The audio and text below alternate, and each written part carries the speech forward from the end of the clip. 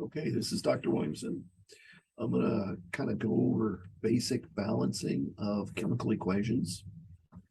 And here I have a chemical equation that's unbalanced. This side is the reactant side. This side is the product side.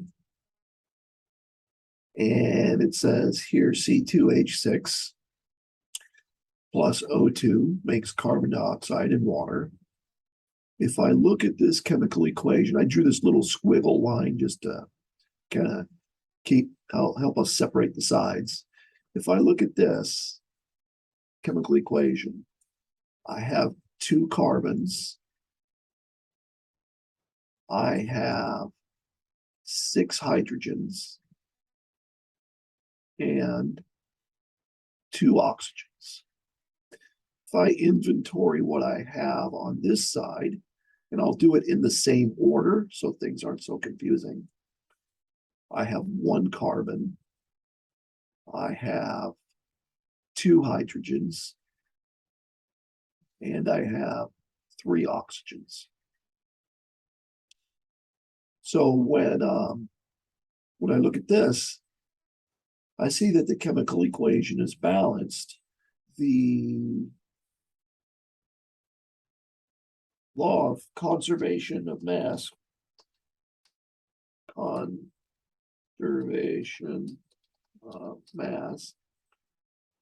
conservation of mass basically says that in a chemical reaction, atoms are not created or destroyed, merely rearranged. So if I start with a certain number of carbon atoms in my reactant, I should output the same number of carbon atoms when I'm done. But here I don't have the same number of carbon atoms, don't have the same number of hydrogen, don't have the same number of oxygen.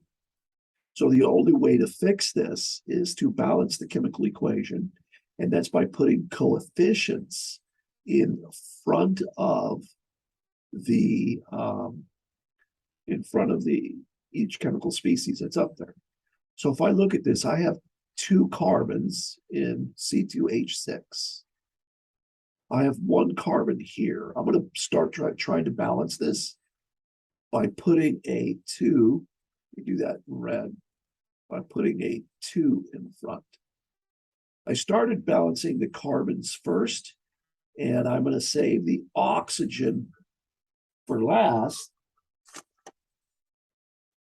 because the oxygen's all by itself. If I put a number in front of the oxygen, I'm not going to alter the number of any other atom.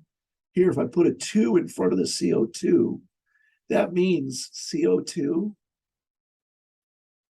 plus CO2 plus I have the water that was behind.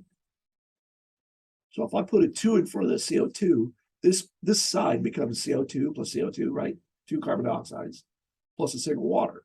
So now if I recount how many I have 1 to 2 carbons. So this becomes 2 carbons. The number of hydrogens remains the same because I put a 2 in front of here. Here I still have 2 hydrogens, but the number of oxygens has changed. I have 2 times 2 is 4, plus 1 more is 5. Or if I look down here, I have 2, 4, and 1 more, I have 5 oxygens. Boom. So I've balanced the number of carbons, have not balanced the number of hydrogens, and have altered the number of oxygens, but it's not balanced. So what I want to do now, remember I said I want to save balancing the O2 or the oxygens for last because I got O2 all by itself. I can put a number right here in front and it won't alter anything. So I balanced the carbons. Let's take a look at the hydrogens. I have 6 here. I have 2 there. If I put a 3 here, that means, let me do this.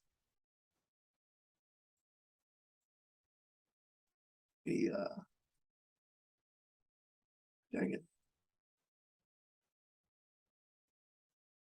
All right. Let's see here. I don't know why it's not moving for me. All right, there we go. That's what I wanted to do. Okay. So if I put a 3 in front, that means I have 2 carbons or 2 carbon dioxides, 1, 2 carbon dioxides. The 3 here means I have a total of 3 waters.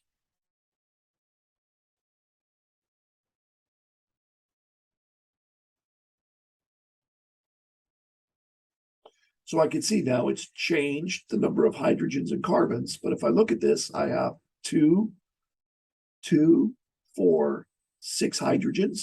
Or I could just remind myself 3 times the 2 is 6 hydrogens. So that becomes 6 hydrogens. But I've changed the number of oxygens because that 3 means I've got 3 oxygens here and these 4 over here. So I have 2, 3, 4, 5, 6, 7 oxygens. 7 oxygens now. Well, okay. And I can look at it this way. 2 times that 2 is 4 oxygens plus 3 times that 1 oxygen makes 7 oxygens. Or I can remember 2 CO2 means 2 of the CO2s. 3 waters means 1, 2, 3 waters. Okay. So now I have 7 oxygens. How can I fix that? Well, mathematically, if I put a 7 over 2 here, this is a little math trick, but a 7 over 2, that means 7 halves. And O2 is oxygen connected to oxygen. I'll put it in parentheses here.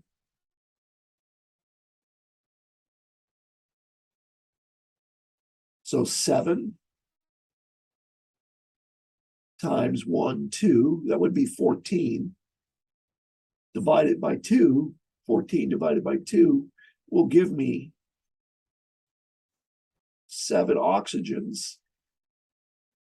And I haven't changed the number of hydrogens or carbons because that oxygen's all by itself. Now, you can't have fractions when you're balancing chemical equations. There's one instance where you're allowed to do it, but this isn't it. So the way I get rid of this fraction is I double the entire chemical equation, multiply it by 2. And if I do that, I'm going to get, I'll do it down here, 2 C2 H6 plus 7 halves times 2 will be 7 O2. Okay, that's sloppy. Let me redo that.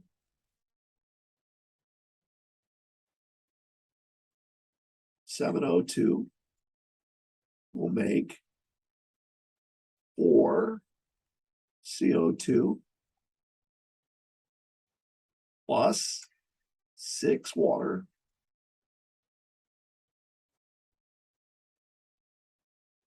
and if I count the number of carbons, 2 of the C2H6s means I have here 2 times that 2 is 4 carbons. 4 times the 1 down here means I have 4 carbons. So my carbons are balanced. And 7O2 is 14 oxygens. 4 of the CO2 will make 8 oxygens. 6 of the waters would make 6 more oxygens. 8 plus 6 is 14. I've balanced my oxygens. And if I look at the hydrogens, 6 waters will give me 6 times 2, 12 hydrogens. And 2 times this will give me 12 hydrogens. That is the balanced chemical equation right there. Okay, so what I did was I took my chemical equation, unbalanced. I saw the O2 was all by itself, so I decided to save balancing the oxygens for last. Then I balanced everything else, the carbons and the hydrogens. And I remember that 2 CO2 means I have 2 of them, right? 3 waters means I have 3 of them. Okay. And once I got all of the carbons and hydrogens balanced, I went back and balanced the oxygens. Then I used a little math trick. 7 halves times O2, each O2 gives me 2 oxygens. 7 times O2 would be 14 oxygens. Divide that by 2 gives me 7. And that means I'll have, right? That means I'll have 7 oxygens here and 7 oxygens on that side. Then, since I'm not allowed to have fractions in my balanced chemical equation, I doubled the entire reaction. And that gave me this. This is my balanced chemical equation. Then I double check it. Can I reduce all of these numbers? Well, a 2 could go into the 4 and could go into the 6. Maybe I could reduce everything. But I got that 7 there. So if I try and divide everything by 2, I'm not going to get a balanced, I'm not going to get whole numbers that reduce to whole numbers. So I just have to stop right there with that as my balanced chemical equation. Okay, let's try one more. Let's take here hydrochloric acid, HCl, plus aluminum makes AlCl3 plus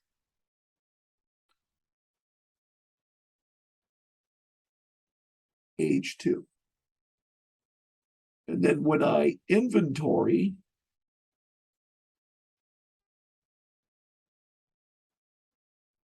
I got 1H, 1Cl, and 1 aluminum. I'm going to do this in the same order. H, Cl, Al. I have 2 H's. I have 3 Cl's. And I have 1 aluminum. I also see that I have aluminum all by itself and H2 all by itself. So that means I'm going to try and balance the chlorines first. If I put a 3 in front of this chlorine, that'll give me 3 chlorines, but it'll also give me 3 hydrogens. And then the aluminums won't change. And any number, I balanced the chlorines, but now I need to balance the hydrogens. Any number I put in front of here won't give me a 3 because this is H2. I could do 3 halves. So, but I'm not going to do that right now because I know that the lowest common multiple between 2 and 3, the lowest common multiple is a 6. So you know what I'm going to do? If I put a 3 here, that'll give me 6 hydrogens. And if I change this 3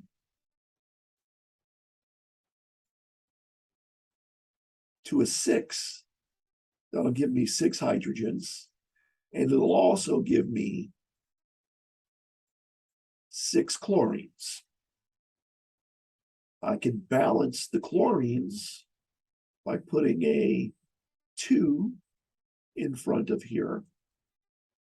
That'll give me 2 times that, that'll give me 6 chlorines, but it changed my aluminums to 2. Well, that's fine because I saved aluminum for last all by itself. I'll put a 2 right here. And then my chemical equation is balanced. And if I go check this, let's see if I can do this correctly now. Boom. Let me erase this stuff, right? So if I go check it that it's balanced, I've got my hydrogens are 6. My chlorines on this side are 6. And my aluminums on this side are 2. Do the same order. My hydrogens on this side are 6. My chlorines on this side are 6. And my aluminums are 2. Because I'm not going to type it. You know what? Let's see. I'll try and kind of type this. So what that means is 6HCl means HCl plus, whoops, plus HCl plus HCl plus HCl, that's 4, plus HCl, that's 5, plus HCl, that's 6, plus 2 aluminums means aluminum plus aluminum, right? And that's going to give me